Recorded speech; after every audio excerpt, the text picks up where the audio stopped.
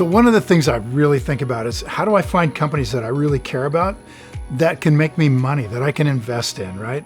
It's a really, really important question because I want to own businesses that I feel really good about out there, right? I want to own businesses that are going to be doing better things in the world 20 years from now.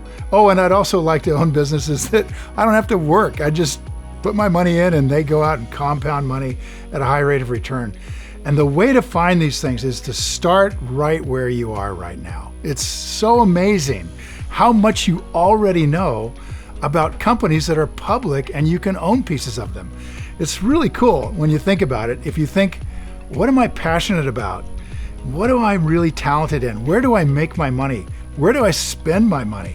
And when you start putting those things together into a little list, it's extraordinary. What falls out of that list is a handful of companies you already are an expert at. You already know a lot about them. So that's where I like to start. Get the world down as narrow as you can make it, keep it really simple, and then go deep on just one of those companies, and you will start becoming an expert investor. Well, that's it for this week's video. If you're new here, or if you found this helpful, just subscribe to our channel for more education like this on a weekly basis.